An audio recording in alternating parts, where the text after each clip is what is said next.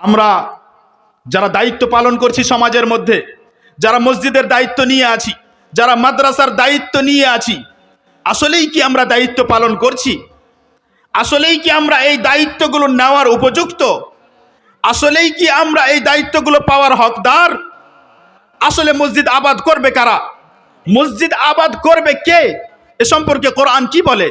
আল্লাহ রাব্বুল আলামিন বলেছেন, ইন্নামা ইয়া'মুরু মাসাজিদাল্লাহ মান আমানা বিল্লাহি ওয়াল ইয়াউমিল আখির ওয়া আকামাস সালাতা ওয়া আতাজ যাকাতা ওয়া লাম ইয়াখশা ইল্লাল্লাহ।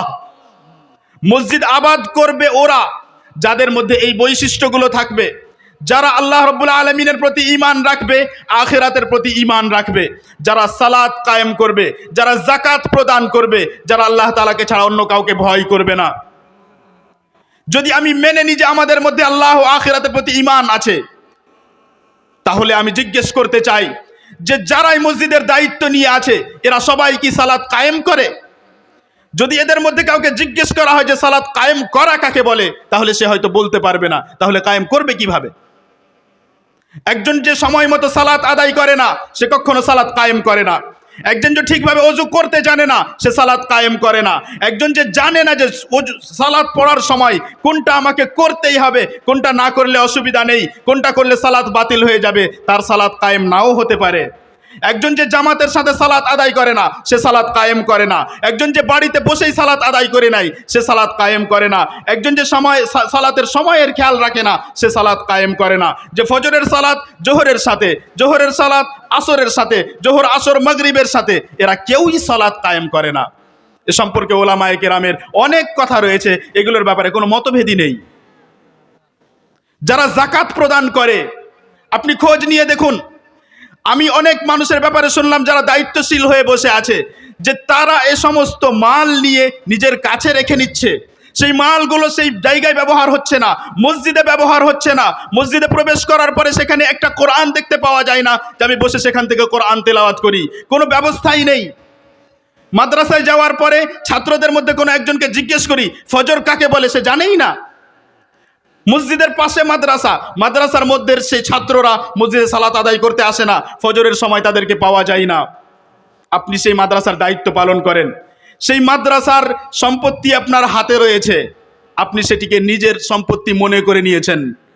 আমি আশ্চর্য হলাম, বিস্মিত হলাম তখন যখন শুনলাম যে একজন মাওলানা সাহেব মাদ্রাসার কোনো ছাত্রকে বা কিছু ছাত্রকে বোঝাতে গেলে সেই মাদ্রাসার দায়িত্বশীলদের মধ্যে কেউ একজন বলে যে আমাদের মাদ্রাসার ছাত্রকে অন্য কেউ কেন বোঝাবে। আশ্চর্য কথা। কোরআন ও হাদিসের কথা বোঝানোর জন্য অনুমতি নিতে হবে। আশ্চর্য কথা।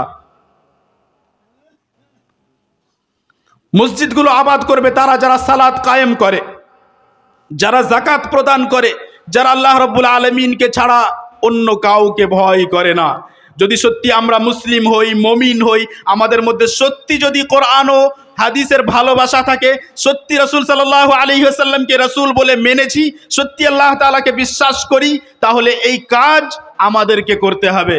মসজিদের দায়িত্ব এমন মানুষের হাতে থাকবে যারা সত্যি, যাদের মধ্যে সত্যি এই বৈশিষ্ট্যগুলো থাকবে। সহিহ বুখারীতে বর্ণিত আবু হুরায়রা রাদিয়াল্লাহু আনহু বলেন যে রাসূল সাল্লাল্লাহু আলাইহি ওয়াসাল্লাম বলেছেন, ইযা দুইয়াতিল আমানাতু ফান্তাযিরিস সাআহ, যখন আমানত নষ্ট হয়ে যাবে তখন কিয়ামতের অপেক্ষা করো। যখন আমানত কারো হাতে এসেছে, সেই আমানত সে পালন করছে না, সেই আমানতে সে খেয়ানত করছে, বিশ্বাসঘাতকতা করছে, তখন কিয়ামতের সময় কাছে এসেছে। নবী সাল্লাল্লাহু আলাইহি ওয়াসাল্লামকে জিজ্ঞেস করা হলো যে আমানত নষ্ট হওয়ার মানে কি?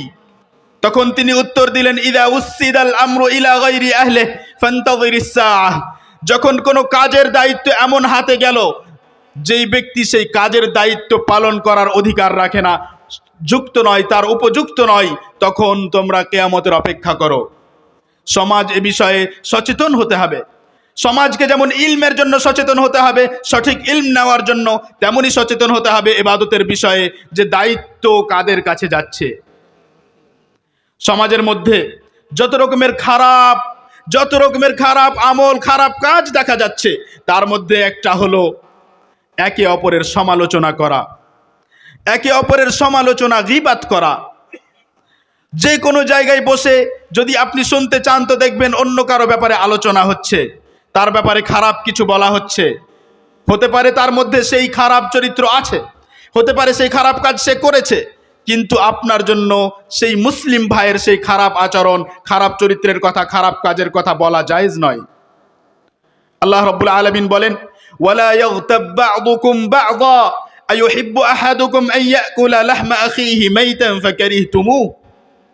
তোমাদের মধ্যে কেউ যেন অপরের সমালোচনা না করে, এক মুসলিম যেন অন্য মুসলিমের সমালোচনা না করে, গীবাত না করে, তার ব্যাপারে কোনো খারাপ কথা অন্য কারো সামনে গিয়ে না বলে।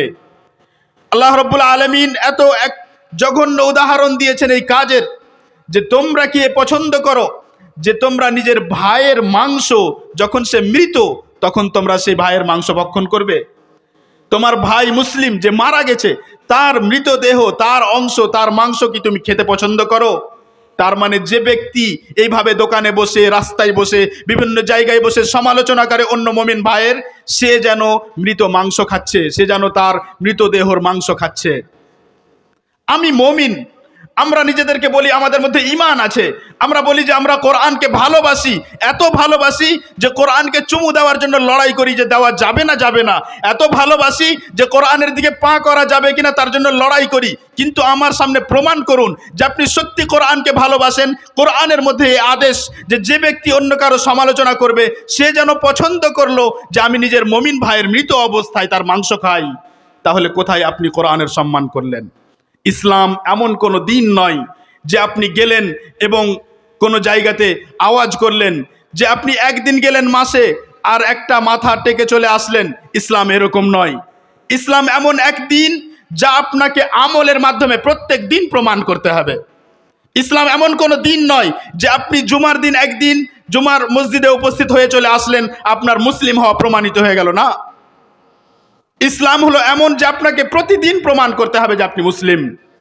আপনার আমল দেখে, আপনার কথা দেখে, আপনার চুপ থাকা দেখে, আপনার হাসা দেখে, আপনার মুমিন ভাইয়ের জন্য দুঃখী হওয়া দেখে, আপনার চলাফেরা দেখে, আপনার বিনয় দেখে, বিভিন্ন রকমভাবে আপনাকে দেখেই বোঝা যাবে যে আপনি মুসলিম। আপনার আকার আকৃতি দেখে, আপনার ড্রেস দেখে, যে আপনি টাকনুর নিচে কাপড় পরেন না, যে আপনার চেহারায় দাড়ি আছে, যে আপনার চুল এরকম, যে আপনি খ্রিস্টান ইহুদিদের অনুসরণ করেন না, বিভিন্ন রকমভাবে বোঝা যাবে যে আপনি মুসলিম। ইসলাম কোনো দাবির নাম নয়। ইসলাম এমন নয় যে আমি শুধু ঈদের দিন মাংস খাই। ইসলাম এমন নয় যে শুধু আমি কোরবানি করি। ইসলাম এমন নয় যে আমি রমাজান মাসে, শুধু রমাজান মাসে খুব ইসলাম প্রচার করি, খুব ইসলাম প্রকাশ করি, খুব সালাতে যাই, আর বাকি 11 মাস যাই না। ইসলাম এরকম কিছুই নয়। আপনি ভালোভাবে কথা বুঝে নিন যে যেই কথাগুলো সত্য, যেই কথাগুলো হক, সেই কথাগুলো যদি আপনি গ্রহণ করেন আপনার সৌভাগ্য, যদি আপনি গ্রহণ না করেন আপনার দুর্ভাগ্য। কারণ হক হক থাকবে, সত্য সত্য থাকবে, এবং এ কথাও আপনাকে ভালোভাবে বুঝে নিতে হবে যে সেই হকের দিকে দাওয়াত দেওয়ার লোক এবং সেই হক অনুযায়ী আমল করার লোক, সেই হককে যথাযথভাবে বোঝার লোক এই পৃথিবীতে প্রত্যেক যুগেই থাকবে। আপনার সামনে হতে পারে যে আপনার গ্রামের কোনো একজন দাবি করে যে আমি হাদিসের ইলম রাখি, আর তারপরে আপনার সামনে এসে হাদিসের বিশ্লেষণ, ভুল বিশ্লেষণ করে যায়। তার মানে এটা নয় যে হাদিসের বিশ্লেষণ ভুল হয়ে গেছে। এটা আপনার দুর্ভাগ্য যে আপনি এমন একজনের কাছ থেকে শুনলেন যে হাদিস বোঝে না। এটা আপনার দুর্ভাগ্য যে আপনি এমন একজনকে নিয়ে আসলেন শোনার জন্য যে হাদিসের ব্যাপারে পড়াশোনাই করেনি, যে যোগ্য আলেমদের কাছে পড়াশোনাই করেনি। সেই জন্য আপনাকে সচেতন হতে হবে। গীবত ও সমালোচনা সম্পর্কে সুনান আবি দাউদে বর্ণিত আবু হুরায়রা রাদিয়াল্লাহু আনহু বলেন যে রাসূল সাল্লাল্লাহু আলাইহি ওয়াসাল্লামকে জিজ্ঞেস করা হলো, মাল গীবা, গীবত কি, সমালোচনা কি জিনিস? নবী সাল্লাল্লাহু আলাইহি ওয়াসাল্লাম বললেন, যিকরুকা আখাকা বিমা ইয়াকরাহ, তোমার ভাইকে যখন তুমি স্মরণ করো, যখন তোমার ভাইয়ের কথা তুমি আলোচনা করো এমন ভাবে যেটা সে পছন্দ করে না। আমাদের মধ্যে অনেকের ধারণা রয়েছে যে ওই ব্যক্তির ব্যাপারে আমি যে খারাপ কথাটি বললাম, আসলে এই খারাপ কথা ওর মধ্যে আছে, এই খারাপ চরিত্র ওর মধ্যে আছে। আমি যে বললাম যে সে বেনামাজি, তার মধ্যে এই বেনামাজি আছে, সে বেনামাজি আসলে, তাহলে তো গীবত হলো না। নবী সাল্লাল্লাহু আলাইহি ওয়াসাল্লামকে এই প্রশ্নই করা হলো যে আমার ভাইয়ের মধ্যে যদি সেই খারাপ ব্যবহার থাকে তাহলে কি গীবত হলো, তাহলে কি সমালোচনা হলো? নবী সাল্লাল্লাহু আলাইহি ওয়াসাল্লাম বললেন, যদি থাকে তাহলেই সমালোচনা হলো।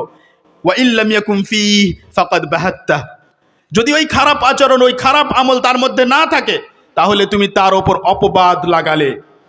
সাবধান হয়ে যান, এইখানে অপবাদ লাগানোর বিষয়ে সাবধান হয়ে যান। আপনি যে মুখ থেকে কথা বলেন, আমাদের বিশ্বাস আছে এবং আমাদের আকীদা, এতে কোনো সন্দেহ নেই যে প্রত্যেকটি কথা আপনার লেখা হচ্ছে, লিপিবদ্ধ রয়েছে। আপনি যখন কোনো মুসলিম ভাইয়ের ব্যাপারে কোনো কথা বলছেন, তখন আপনাকে সাবধান হতে হবে যে আমি যেই কথা বলছি সেটি ঠিক না ভুল, আমি প্রশংসা করছি না বদনাম করছি, তার সমালোচনা করছি নাকি, এই কথা শুনলে সে অপছন্দ করবে নাকি। এমন যদি হয় তাহলে আপনার এই কথা লিখে নেওয়া হলো।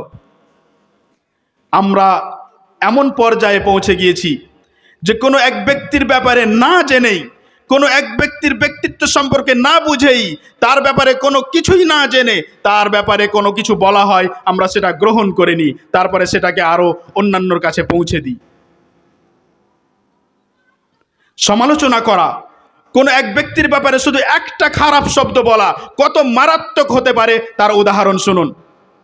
সুনান আবি দাউদেই বর্ণিত, আয়েশা রাদিয়াল্লাহু আনহা বলেন যে কোনো একদিন আমার দ্বারাই এই ধরনের একটা কথা বলা হলো।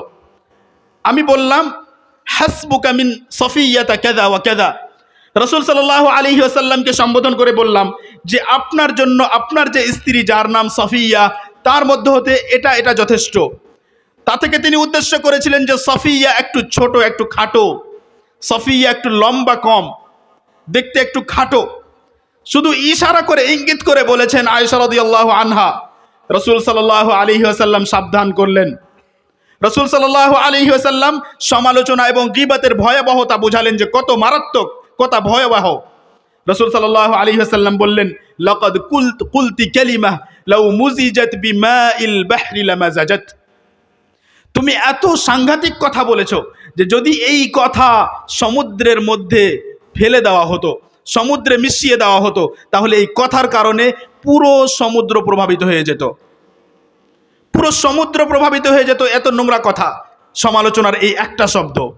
আমরা দিনে কত মানুষের ব্যাপারে কত রকমের সমালোচনা করি এবং এই সমালোচনা করার কারণে সমাজের মধ্যে কত রকমের খারাপ অবস্থা দেখতে পাওয়া যায়, কত রকমের অসুবিধা দেখতে পাওয়া যায়। সমাজের মধ্যে কিছু মানুষ এমন রয়েছে যারা অন্যের কাছে নিজেকে প্রিয় করার জন্য, অন্যের কাছে নিজেকে ভালো করার জন্য অন্য একজনের কথা নিয়ে এসে তার ব্যাপারে কোনো কিছু জানার পর এর কাছে পৌঁছে দেয়, যাকে বাংলায় কুৎসা করা বলা হয়, চুগলখড়ি করা বলা হয়। একজনের কথা শুনে যার উপরে আপনি বিশ্বাস করে কথা বললেন, সে আপনার কথা শুনে তা আপনার শত্রুর কাছে পৌঁছে দিল, এমন একজনের কাছে পৌঁছে দিল যে আপনার ক্ষতি করতে পারে, যাকে আমরা চুগলখড়ি বলি, যাকে বাংলায় কুৎসা করা বলা হয়। এ কত মারাত্মক বিষয় এবং এর কারণে সমাজে কত রকমের বিবাদ সৃষ্টি হয়। এ বিষয়ে সাবধান হতে হবে। রাসূল সাল্লাল্লাহু আলাইহি ওয়াসাল্লাম দুইটি কবরের পাশ দিয়ে যাচ্ছিলেন। সহিহ বুখারীতে ইবনে আব্বাস রাদিয়াল্লাহু আনহু বর্ণনা করেছেন, ওই দুইটি কবরের পাশ দিয়ে যাচ্ছিলেন। রাসূল সাল্লাল্লাহু আলাইহি ওয়াসাল্লাম বললেন, এদের ওপর শাস্তি হচ্ছে, এদেরকে কবরের মধ্যে শাস্তি দেওয়া হচ্ছে। আর তারপরে একটি কবরের ব্যাপারে বললেন, আম্মা হাযা ফাকানা ইয়ামশি বিন-নামিমা। এই কবরের মধ্যে যে ব্যক্তি, এই ব্যক্তি চুগলখড়ি করত, কুৎসা করত, তার কারণে তার কবরে তাকে শাস্তি দেওয়া হচ্ছে। রাসূল সাল্লাল্লাহু আলাইহি ওয়াসাল্লাম আরো সাবধান করেছেন। মুসনাদে আহমদের বর্ণিত আব্দুর রহমান ইবনে গুনম বলেন যে রাসূল সাল্লাল্লাহু আলাইহি ওয়াসাল্লাম বলেছেন, শিরারু ইবাদিল্লাহ আল মাশাউনা বিন নামিমা আল মুফাররিকুনা বাইনাল আহিব্বাহ। আল্লাহ তাআলার বান্দাদের মধ্যে নিকৃষ্টতম বান্দা, সব থেকে খারাপ মানুষ যারা চুগলখড়ি করে, যারা কুৎসা করে, একের কথা নিয়ে অন্যজনের কাছে পৌঁছে দেয়, যারা বন্ধুদের মধ্যে শত্রুতা সৃষ্টি করে, যারা মানুষকে বিভক্ত করে দেয়, তার কোনো উদ্দেশ্য নেই, মানুষকে বিভক্ত করে দিল, একের কথা অন্যজনের কাছে নিয়ে গিয়ে শত্রুতা সৃষ্টি করলো। এই ধরনের মানুষের ব্যাপারে যখন নবী সাল্লাল্লাহু আলাইহি ওয়াসাল্লাম বললেন যে এরা সব থেকে খারাপ মানুষ, এরা নিকৃষ্টতম মানুষ, তখন কি আমাদের জন্য এই কথা যথেষ্ট নয় যে আমরা এই কুৎসা করা থেকে দূরে সরে যাব? আমাদের এ সমাজ যেমন এই ধরনের খারাপ আচরণগুলোর মধ্যে পড়ে আছে, তেমনি আমাদের, বিশেষ করে আমাদের যুবক সমাজ, আমাদের এই যুবক ভাইয়েরা নেশাগ্রস্ত হয়ে গেছে এবং যুবকদের সাথে সাথে কিছু বয়স্ক। কারণ গুনাহ এমন একটা জিনিস যে গুনাহ আপনার সাথ ছাড়ে না, যদি আপনি সত্যি আল্লাহ রাব্বুল আলামিনের কাছে সত্য তওবা না করেন। মানুষের অবস্থা এমন হয়ে গেছে যে তাদের অবস্থা দেখে মনে হয় না, তাদের সিগারেট পান করা দেখে, তাদের আরো অন্য কোনো রকমভাবে নেশা করা দেখে, তাদের ওই নেশাদার দ্রব্যগুলো দোকানে বিক্রি করা দেখে মনে হয় না যে এগুলো হারাম, মনে হয় না যে এ সম্পর্কে কোরআন ও হাদিস কিছু বলেছে। আশ্চর্য কথা, কোরআন ও হাদিস অনেক কথা বলেছে, কিন্তু আপনি শুনবেন তাহলে তো? আপনি যখন কবিতা শোনা, গল্প শোনা, কাহিনী শোনা এবং গজল শোনা, গান শোনা, এগুলো থেকে ফুরসাত পাবেন, অবকাশ পাবেন, তবে তো আপনি জানবেন যে আসলে কি বলে শরীয়তের সম্পর্কে। এ সম্পর্কে কত সাবধান করা হয়েছে, শরীয়তে কত মারাত্মকভাবে এগুলোর ব্যাপারে বলা হয়েছে। রাসূল সাল্লাল্লাহু আলাইহি ওয়াসাল্লামের ব্যাপারে আল্লাহ রাব্বুল আলামিন কোরআনে বলেন, ওয়া ইউহাররিমু আলাইহিমুল খাবাইস। মুহাম্মদ সাল্লাল্লাহু আলাইহি ওয়াসাল্লাম তাদের ওপর সমস্ত নোংরা এবং ক্ষতিকারক জিনিসগুলোকে হারাম করেন। মুহাম্মদ সাল্লাল্লাহু আলাইহি ওয়াসাল্লাম এসেছেন এই জন্য যে তাদের ওপর ক্ষতিকারক জিনিসগুলোকে হারাম করবেন। আপনার জন্য এটা কায়দা, এটা নিয়ম, এটা রুল। যে কোনো বিষয়ে আপনি জানতে পারবেন যে এই জিনিসটির কারণে শরীরের ক্ষতি হচ্ছে, এই জিনিসটি জঘন্য, নোংরা, তাহলে সেটি শরীয়তে হারাম হয়ে যাবে। আপনাকে আলাদাভাবে সিগারেটের শব্দ হাদিসে খুঁজতে যেতে হবে না। শরীয়ত এরকম নয় যেরকম আপনি বাড়িতে বসে বোঝেন। শরীয়ত বোঝার জন্য আপনাকে বাড়ি থেকে বেরিয়ে যেতে হবে, 15-20 বছর ধরে ওলামায়ে কেরামের সামনে বসতে হবে, তারপরে আপনি শরীয়তের কিছু জ্ঞান পাবেন। আপনি এটা মনে করবেন না যে আমি বাড়িতে বাংলা ভাষায়, উর্দু ভাষায় 4টি-5টি কিতাব পড়ে নিয়ে শরীয়তের মুফতি হয়ে গিয়েছি এবং এখন আমি ফতোয়া দিতে পারবো না। আপনাকে হাদিসের একটা শব্দ জিজ্ঞেস করলে আপনার অবস্থা খারাপ হয়ে যাবে। আপনাকে যদি একটি হাদিসের বর্ণনাকারীর ব্যাপারে জিজ্ঞেস করা হয় যে এই বর্ণনাকারীটি কে, শুধু আপনি এটা বলে দেন, আপনার অবস্থা খারাপ হয়ে যাবে। আপনি খুঁজে আনতে পারবেন না কোন কিতাবে আছে, আপনার জানাই নেই কোথায় পাওয়া যাবে সব কিছু। তাই আপনি শরীয়তের জ্ঞানকে এত সহজ মনে করবেন না। শরীয়তের জ্ঞান অর্জন করতে যারা শুরু করেছে, যারা এখন পর্যন্ত 10-15 বছর পড়ে নিয়েছে, তাদেরকে গিয়ে জিজ্ঞেস করুন যে শরীয়তের জ্ঞান কেমন। শরীয়তের জ্ঞান এত সহজ নয় যে আপনি আপনার ব্যবসাও করবেন, আপনি নিজের সমস্ত কাজও করবেন, আর 2-4-5টি কিতাব পড়ে নিয়ে মনে করবেন যে আমি এখন আল্লামা হয়ে গেছি, এখন আমি স্টেজে দাঁড়িয়ে ফতোয়াবাজি করতে পারি না। এত সহজ নয়, এত সহজ নয়। আমি সত্য কথা বলি যে আপনি কিতাব উঠান কিংবা আপনি আপনার ছেলেকে পড়ার জন্য পাঠান শরীয়তের ইলম, আর তাকে 20 বছর পরে জিজ্ঞেস করুন, আপনার ছেলেকে যোগ্য একজন আলেম বানান। যদি আপনি আমার এই কথাকে যাচাই করতে চান, আপনি আপনার ছেলেকে একজন যোগ্য আলেম বানান যে বড় বড় ওলামায়ে কেরামের কাছ থেকে ইলম অর্জন করে এসেছে, তারপরে 20 বছর পরে ছেলেকে জিজ্ঞেস করুন যে শরীয়তের ইলম কি এত সহজ যে বাড়িতে বাংলায় 5টি কিতাব পড়ে নিয়ে আমি ফতোয়া দিতে পারবো?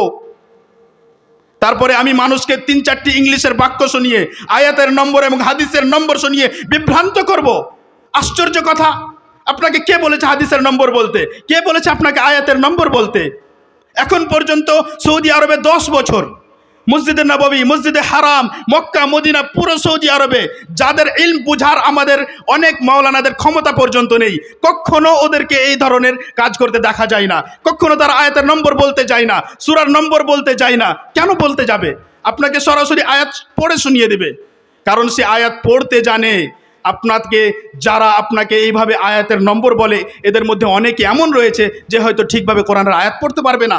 এদের মধ্যে অনেক এমন রয়েছে যারা কোরআনের শুধু অনুবাদ পড়েছে বাংলা ভাষায়, উর্দু ভাষায়, ইংরেজি ভাষায়, কিন্তু আসলে কোরআন ঠিকভাবে পড়তে পারবে না।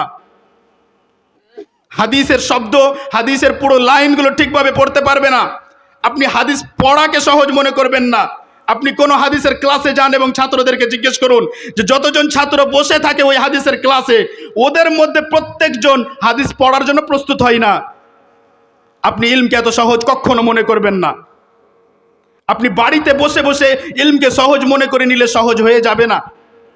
কখনো কোনো সময় এমনও হতে পারে যে হাদিসের একটা শব্দকে ঠিকভাবে যাচাই বাছাই করার জন্য যে আমি জাবার দিয়ে পড়বো না জের দিয়ে পড়বো, আপনাকে 1 ঘন্টা রিসার্চ করতে হতে পারে। আপনি করবেন তাহলে না বুঝবেন? আপনি তো কোনোদিন রিসার্চ করতে বসেননি, তো বুঝবেন ভাই কিভাবে? আপনি তো সরাসরি বাংলা অনুবাদ পড়েছেন, সরাসরি উর্দু অনুবাদ পড়ে চলে এসেছেন, তাহলে আপনি কিভাবে বুঝবেন? সমাজের লোক যারা সত্যি কোরআন ও হাদিসের সঠিক ইলম চাও, তোমাদেরকে সাবধান হতে হবে। আমাদের যুবক ভাইদেরকে সাবধান হতে হবে। শিক্ষিত প্রত্যেক যুবক ভাইয়ের কাছে আমার অনুরোধ যে তোমরা সাবধান হও, সচেতন হও এবং সঠিক জায়গা থেকে সঠিক ইলম অর্জন করো।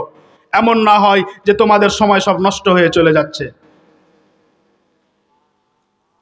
মহান আল্লাহ সুবহানাহু ওয়া তাআলা আমাদেরকে যে দিন দিয়েছেন, এই দিন সাদা দিন। এই দিনে বেশি ঝামেলা নেই। এই দিন এমন নয় যে বেশি চমক দমক করতে হবে, জাক জমক করতে হবে। এই দিন সব সময় আপনাকে আল্লাহ রাব্বুল আলামিনের সাথে সম্পৃক্ত করে, আপনাকে আল্লাহ তাআলার সাথে যুক্ত করে, আল্লাহ তাআলার স্মরণের সাথে যুক্ত করে। এই দিন কখনো একে অপরের সমালোচনা করতে শিখায় না। এই দিন কখনো একে অপরের ব্যাপারে খারাপ ভাবতে শিখায় না। বরং নবী সাল্লাল্লাহু আলাইহি ওয়াসাল্লাম বলেন, আল মুসলিমু আলাল মুসলিমি হারাম দামুহু ওয়া মালুহু ওয়া ইরদুহু।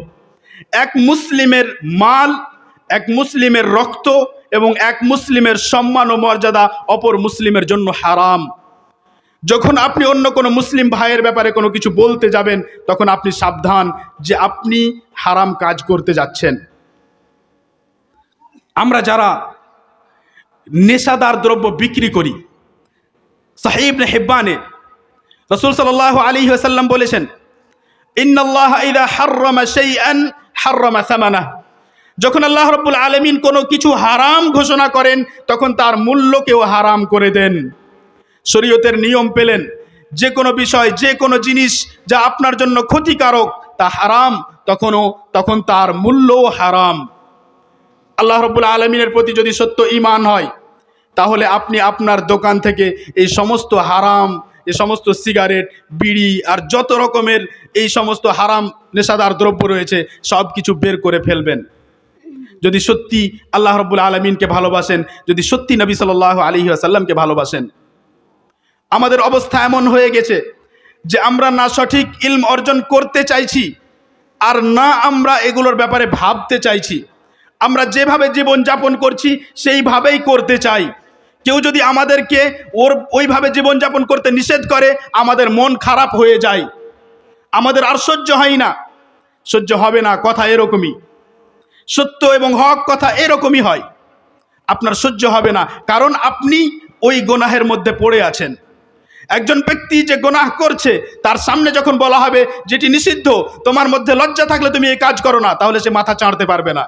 এবং রাসূল সাল্লাল্লাহু আলাইহি ওয়াসাল্লাম বলেছেন, ইযা লাম তাস্তাহি ফাসনা মা শিত। যখন তোমার লজ্জা থাকবে না, তখন তুমি যা চাও তাই করো। নির্লজ্জ হয়ে গেলে তোমার দ্বারাই সব কিছু করা সম্ভব। আমরা যে সমাজে মানুষকে দেখছি নামাজ ছেড়ে দিয়ে নেশা করে বেড়াচ্ছে, সিগারেট টেনে বেড়াচ্ছে, দাড়ি ছিলে বসে আছে, কোনো পরোয়াই নেই।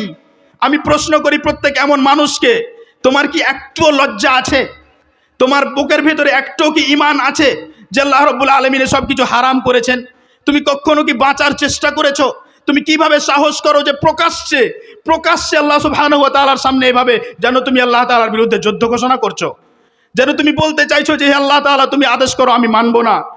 কিভাবে মসজিদে যাওয়ার পরে মানুষ দেখতে পাওয়া যায় না, আজান হয় সবাই নিজের নিজের জায়গায় বসে থাকে। কেমন ঈমান? কোথায় ঈমান এবং কোথায় ইসলাম? কোথায় আল্লাহ তাআলার উপরে বিশ্বাস? কোথায় আখিরাতের উপরে বিশ্বাস? আমাদের কি মনে হচ্ছে যে এত যে সম্পদ পেয়ে গিয়েছি, এত যে টাকা পয়সা আমাদের কাছে, এত রকমের যে সুযোগ সুবিধা, এসব কিছু আমাদের কাছে সব সময়ের জন্য বাকি থাকবে?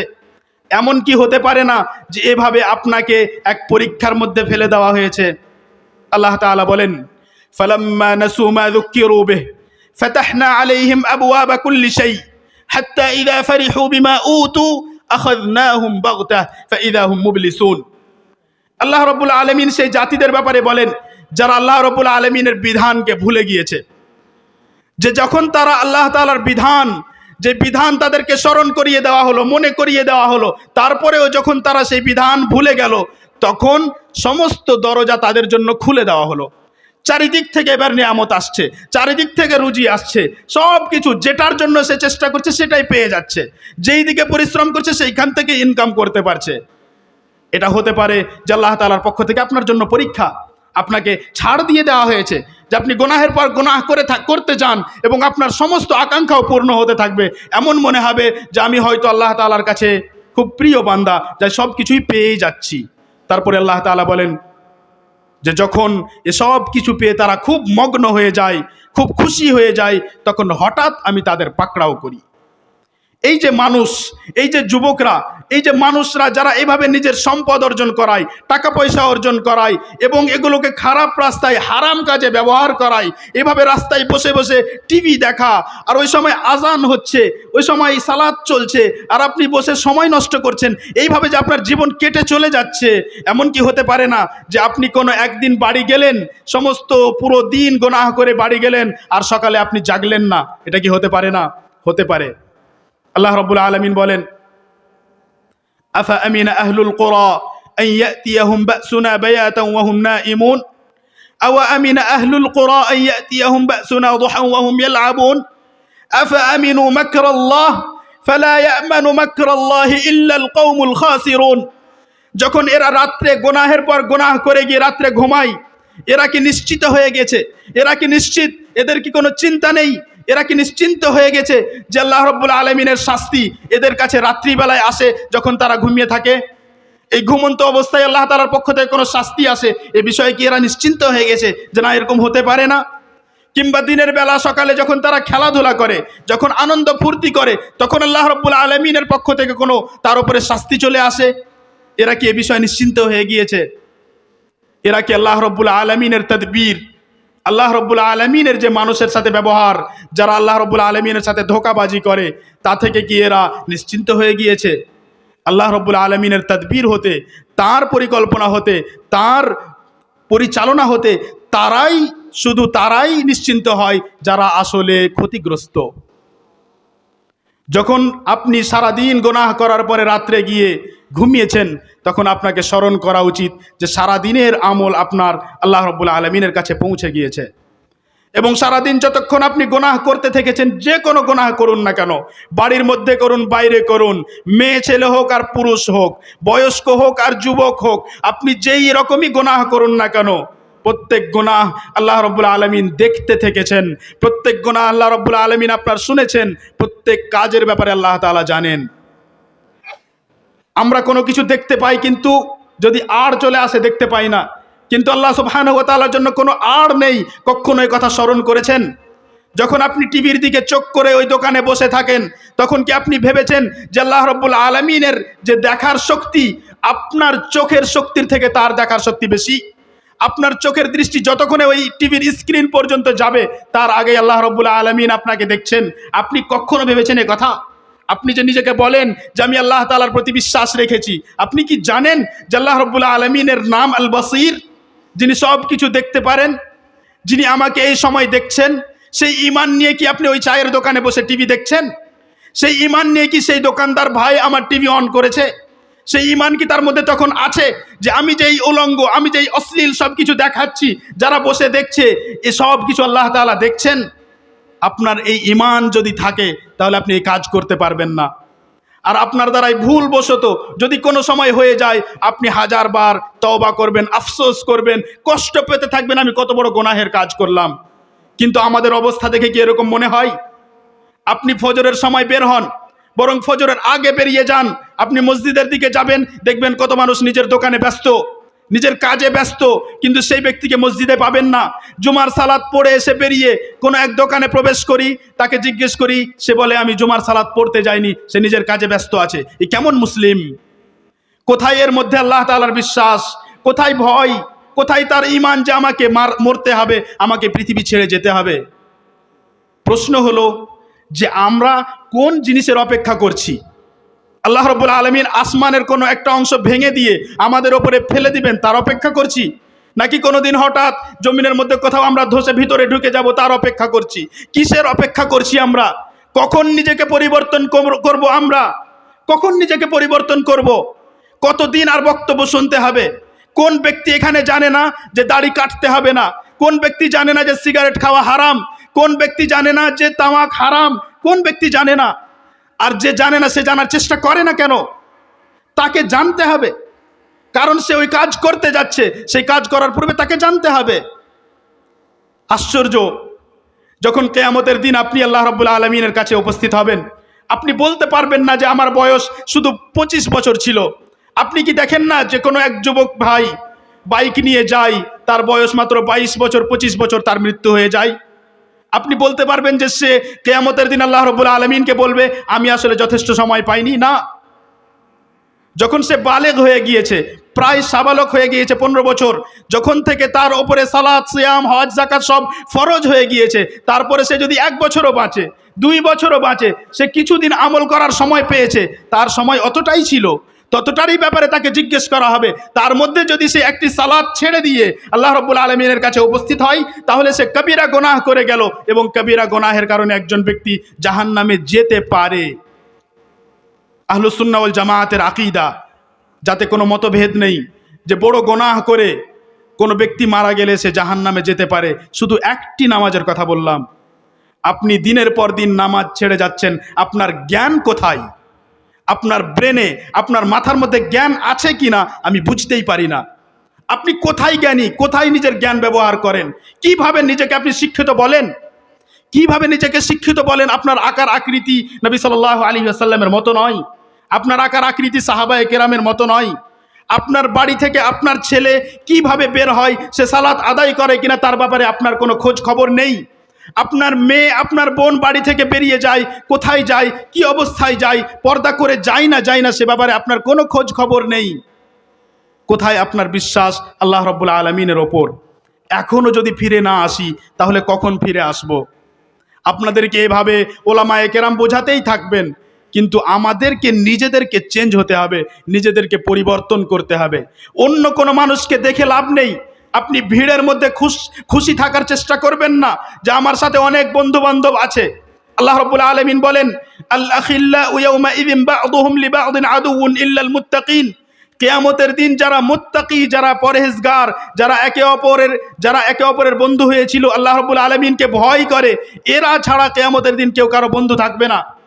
আপনি এখানে মনে করবেন না যে একসাথে মোবাইলে বসে 4 যুবক ভাই যে মোবাইলে একসাথে বসে কোনো গুনাহের কাজ করছি, তার জন্য আমাদের মধ্যে বন্ধুত্ব। আমরা যে একসাথে গুনাহের কাজ করি, তার জন্য আমাদের মধ্যে বন্ধুত্ব কিয়ামতের দিন টিকবে না। কিয়ামতের দিন কোনো বন্ধুত্ব টিকবে না, শুধু ঈমান ভিত্তিক বন্ধুত্ব টিকবে।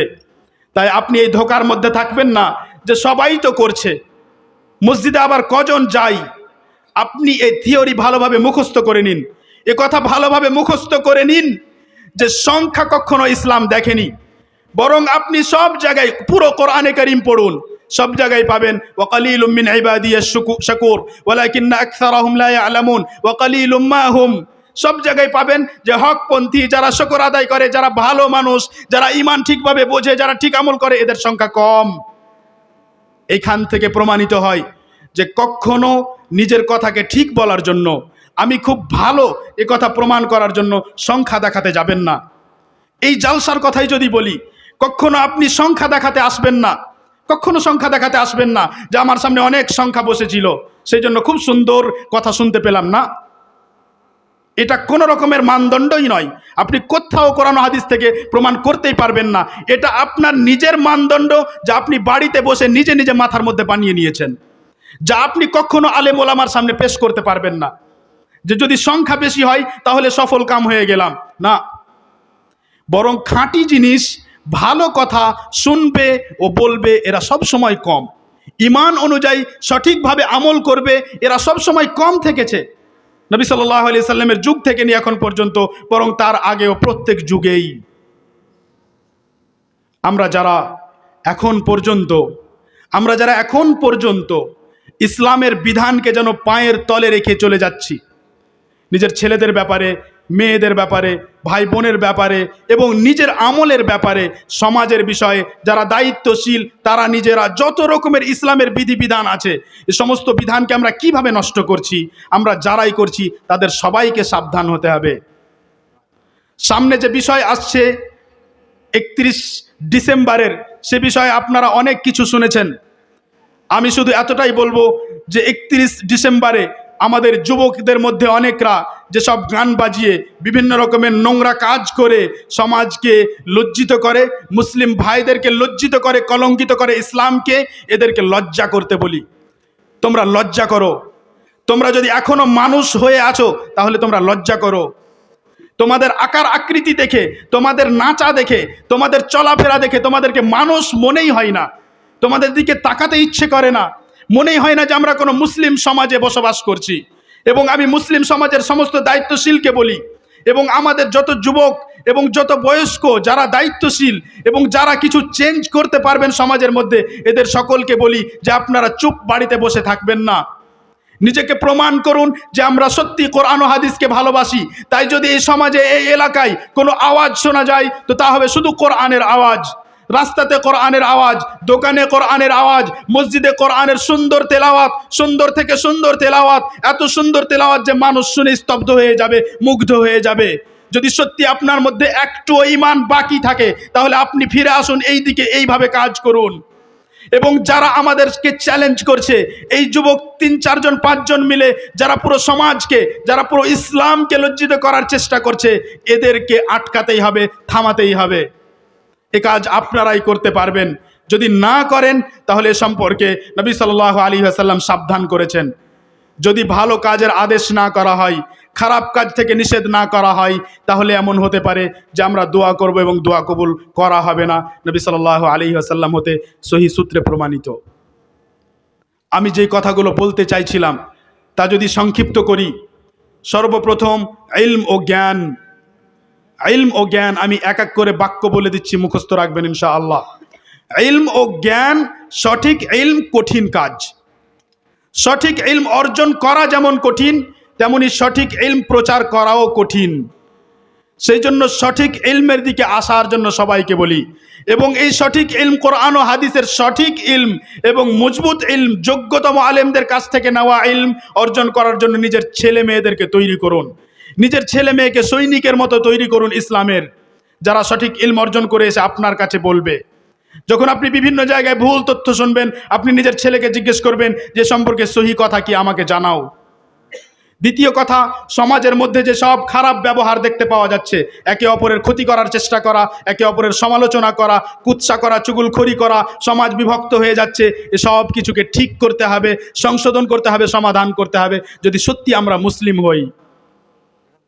এরপরে বললাম নেশাদার দ্রব্যর ব্যাপারে, যে যদি সত্যি আমাদের মধ্যে আল্লাহ তাআলার জন্য ভালোবাসা থাকে তাহলে যত রকমের নেশাদার দ্রব্য সবকে বয়কট করতে হবে।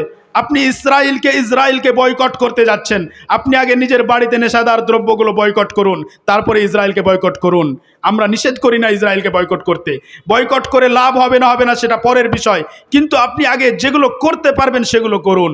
আপনি আগে নিজের বাড়িকে ঠিক করুন, আপনি আগে নিজেকে ঠিক করুন, আপনার নিজের আকীদা। আপনি কি এখনো শিরকের মধ্যে ডুবে আছেন? আপনি কি এখনো বিদআতের কাজ করেন?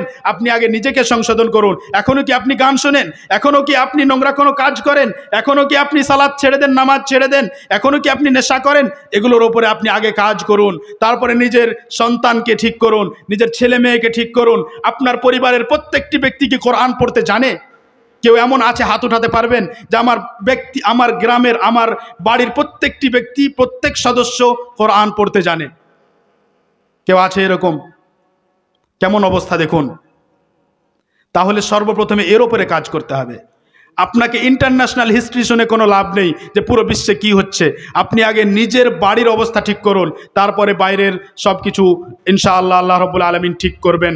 আল্লাহ রাব্বুল আলামিন ওয়াদা করেছেন, যদি আমরা ঈমানের দিকে ফিরে আসি, নেক আমলের দিকে ফিরে আসি, তাহলে আল্লাহ তাআলা আমাদেরকে নিরাপত্তা দান করবেন, ক্ষমতা দান করবেন, এবং দিন আমরা ঠিকভাবে প্রতিষ্ঠিত করতে পারবো। হে আল্লাহ রাব্বুল আলামিন, তুমি আমাদের সকলকে ক্ষমা করো, আমাদের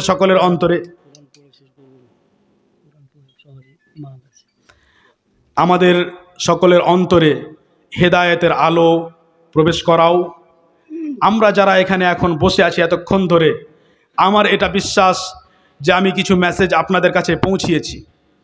এবং যেমন আমি বললাম যে আপনাকে যে কথাগুলো বলা হলো, সে কথাগুলো হতে পারে যে আপনি এর পূর্বে এর বিরুদ্ধে কোনো কথা শুনেছেন, কিন্তু আপনি যেগুলো শুনলেন এগুলোর ব্যাপারে আপনি 100% শিওর হতে পারেন, নিশ্চিত হতে পারেন যে এগুলো ওলামায়ে কেরামের কাছ থেকে নেওয়া কথা।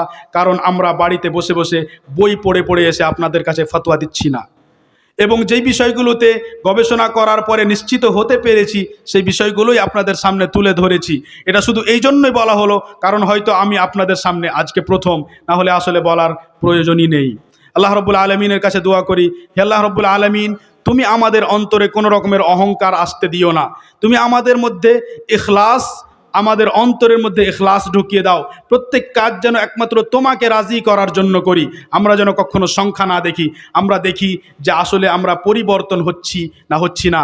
আমরা যেন এটা না দেখি যে জালসায় বসে বা মজলিসে বসে শুনতে কত মজা লাগলো, শুনতে কত ভালো লাগলো, বরং আমরা যেন এটা দেখি যে কি কি শিখতে পারলাম এবং তারপরে কি কি কোন কোন বিষয়ের উপরে গিয়ে আমল করতে পারলাম। আর যদি আমরা আনন্দ নিতে চাই, আওয়াজের আনন্দ, তাহলে আওয়াজের আনন্দ নিতে হবে কোরআনের তেলাওয়াতের মাধ্যমে। আর সেই তেলাওয়াতের জন্য আমাদেরকে মসজিদের ব্যবস্থা ঠিক করতে হবে, মসজিদের যোগ্য আলেম রাখতে হবে, যোগ্য ভালো তেলাওয়াত করতে পারে এই ধরনের ইমাম রাখতে হবে, যে কোরআনের হাফেজ এই ধরনের ইমাম রাখতে হবে, যার তেলাওয়াত শুনে আপনাকে সালাতেও মনোযোগ আপনি পাবেন এবং সালাত পড়তে ভালো লাগবে। আপনাকে মসজিদ ব্যবস্থা এমন করতে হবে যে যেন সেই তেলাওয়াতের আওয়াজ শুনতে আপনাকে ভালো লাগে। আল্লাহ রাব্বুল আলামিন তুমি আমাদের সকলকে তৌফিক দান করো, আমাদের গুনাহ ক্ষমা করো এবং আমাদেরকে জান্নাতে একত্রিত করো। সাল্লাল্লাহু ওয়াসাল্লাম ওয়া বারাকা আলা নবিয়িনা মুহাম্মদ ওয়া আলা আলিহি ওয়া আসহাবিহি আজমাইন। আসসালামু আলাইকুম ওয়া রাহমাতুল্লাহি ওয়া বারাকাতুহু।